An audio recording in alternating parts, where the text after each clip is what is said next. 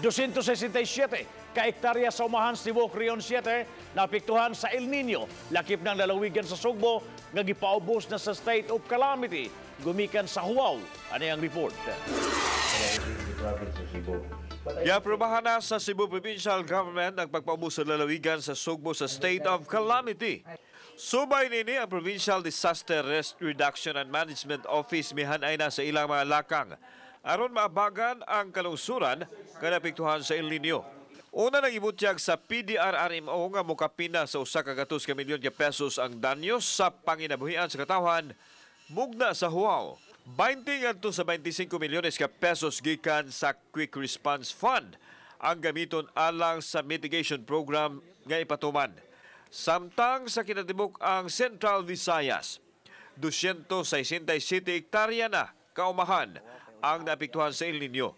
Mao kinagibutyag ni Joel Ilomba, El Niño spokesman sa Department of Agriculture atol sa Agio Forum. Dili pa hinoon makahatag ang DA7 kung pila ang danyos nga namugna sa El Niño. Kung computation in terms of damages, it should be based on the vegetative condition sa ato ang tanong.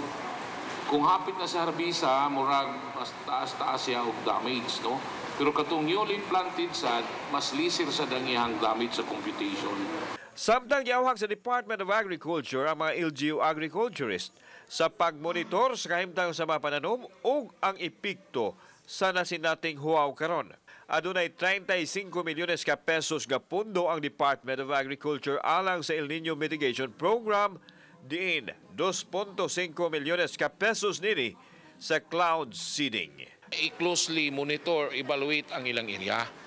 Kay kung moingon ta pila na ka moabot og pila ka percent na ang damages, dapat mo report sila.